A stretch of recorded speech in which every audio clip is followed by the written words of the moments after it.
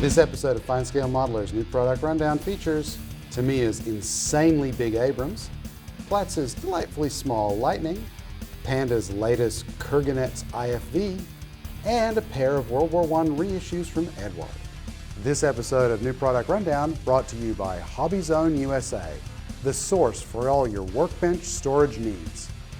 Welcome to the New Product Rundown, FineScale Modeler's twice monthly look at, you guessed it, new products. I'm Elizabeth Nash. And I'm Aaron Skinner. Our first kit today is big, and I mean really big. It's Tamiya's 1/16 scale M1A2 Abrams. This is labeled as a display model, but it's clear that Tamiya will issue it as a remote control model. The first clue is the lower hull, formed from sturdy, light gauge metal. Also provided in metal, this time cast, are the drive sprockets and the suspension arms. To keep the suspension working, torsion bars are included in the form of strong metal rods. They lock into connectors secured to either side of the hull with tiny screws and metal bearings. There are a lot of screws, bearings, bolts, nuts, and more here. Several sizes of hex wrench are also provided. The road wheels and idlers sandwich metal axles and more bearings. Separate rubber tires wrap the wheels. Truly remarkable are the assembled tracks with rubber blocks, resin links, and metal pins. Much of the rest of the kit is a more conventional model. The large upper hull features weld seams, bolts, rivets, molded handles, and non-skid texture on horizontal surfaces. The fender skirts are molded with the hull. Also here are the rear panels and engine vents. The lower half of the turret locks to the hull with a multi-part bearing system that should let it rotate smoothly. The upper half has weld seams and non-skid like the upper hull. Turret details include movable hatches, combat identification panels, weapon optical systems, and the prominent stowage bins and bustle basket. The turned metal gun barrel is balanced by a counterweight secured inside the turret. The gun is detailed with a separate wraparound plastic fume extractor before being mounted in the mantlet. The machine guns for the commander and gunner look pretty sharp. There's photo-etched stainless steel for the engine screens and bustle rack floor. And clear plastic provides periscopes, lights, sight optics, and the tip of the gun with the muzzle reference sensor.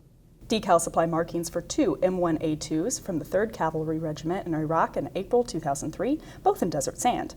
If you're building a tank from the invasion of Iraq, then you'll want to fill the bustle baskets with stowage. Despite the size, this looks like a relatively easy build. Now, given the cost, it's not going to appeal to everyone, but if you want a killer display, this is the Abrams for you. Going from really big to ever so small, here's Platz's 1/144 scale English Electric Lightning. The epitome of British Cold War fighters, the Lightning with its distinctive over and under engines, looks like it's going 500 miles an hour just sitting on the ground. Platz's kit represents the ultimate single-seat variant of the fighter, the F6, with 8-in cannon and a larger ventral fuel tank, clipped tail, red-top missiles, and overwing fuel tanks. Yeah. Don't be misled by the size. The model will be about 4 inches long. The kit has decent detail, including fine recessed panel lines. Cockpit detail includes a floor, ejection seat, and instrument panel. No pilot is provided. The one-piece wings have fine panel lines and sharp, thin, trailing edges. The intake and radar fairing are molded together, and the stacked exhausts capture a separate part with molded afterburner details. Optional doors allow for the gear to be posed up or down, with detail molded on the interfaces of the wheel covers. The landing gear looks pretty sharp with open oleo scissors. The one downside is that the sides of the wheels that face inward lack detail.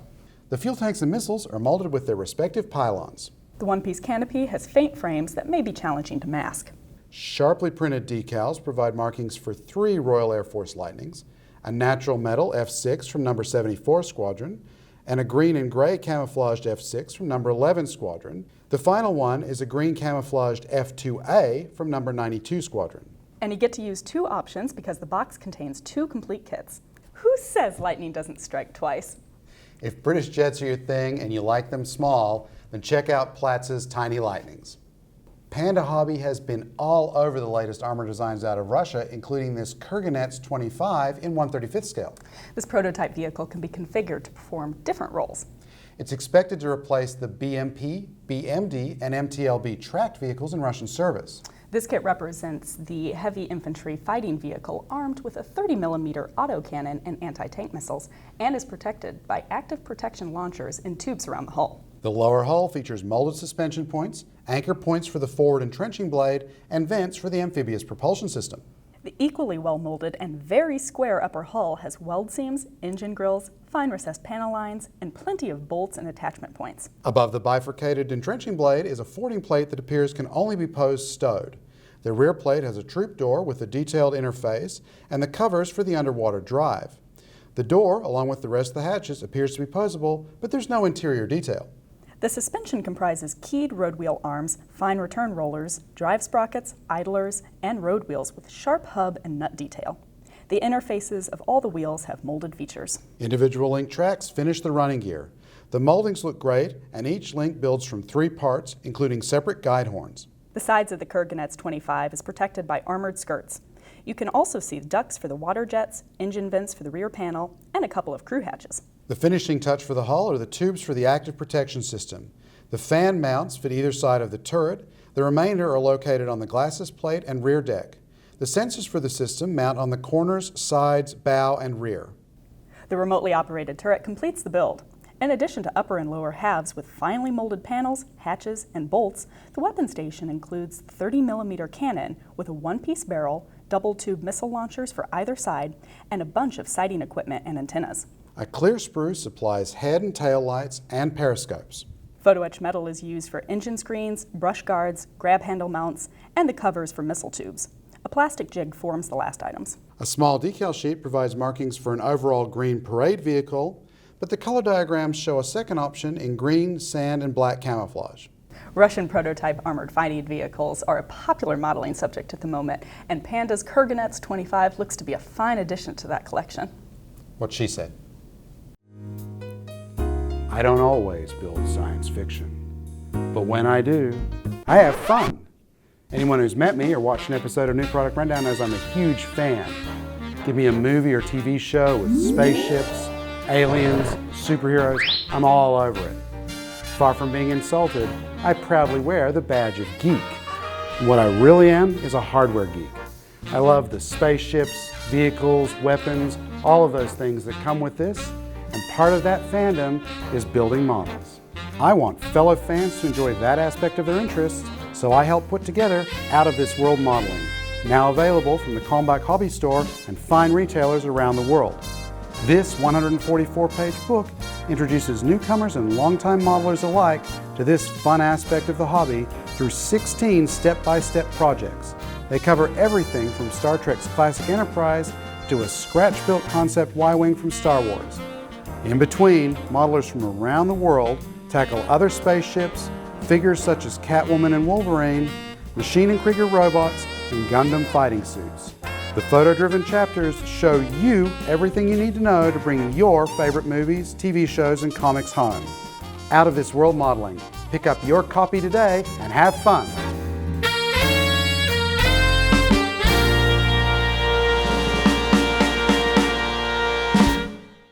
Over the last decade, Eduard's earned a reputation for fine kits of World War II fighters, but there was a time when its catalog was dominated by the first aerial combatants.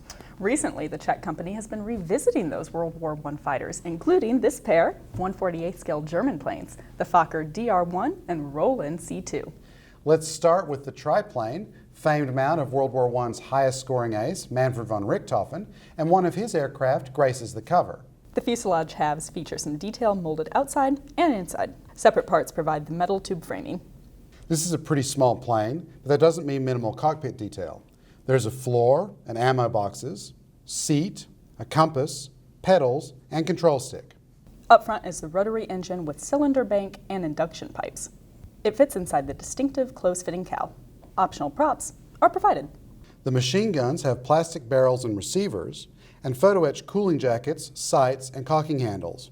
The Fred also supplies seatbelts, engine details, controls, placard, and a belly panel.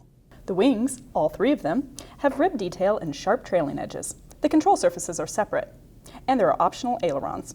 The wing struts come in one piece that thread through the middle wing. I really like that the zigzag stitching under the fuselage is an insert so there's no awkward filling. Optional windscreens must be cut from thin clear sheet styrene along printed outlines. Decals provide markings for 6 colorful DR1s, including 2 of Richthofen's aircraft. Any of them would make a great addition to a World War I collection. Pre-cut masks aid painting a couple of the more complicated schemes, including stripes for a tail and the face of the cowl. Now let's take a look at the Roland C.II. As a 2-seat recon aircraft and bomber, the Roland's fish-shaped fuselage has more interior details. There are floors for the pilot and observer gunner, separated by bulkheads. Other cockpit detail includes the pilot seat, instrument panel, and controls.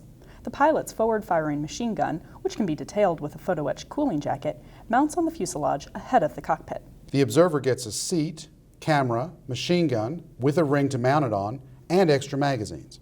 The wings, like the Fokker, have rib detail, but the ailerons are molded in place. And the nicely scaled landing gear struts match beautifully molded wheels. The Mercedes D3 engine comes in halves with separate rocker covers and pumps. The squarish stabilizers are thin and molded with the rudder and elevators. Clear parts provide cabin windows and windscreen. Masks protect the cabin windows outside and in. Extensive photo etch parts supply seat belts, instruments, window frames, controls, engine components, gun mounts, radiator grills, and gun details.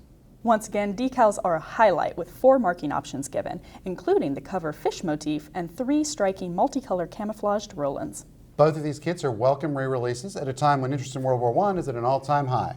Look for reviews of the Lightning and Kurganets in upcoming issues of FineScale Modeler magazine. And you can see more new products in the October issue on sale now.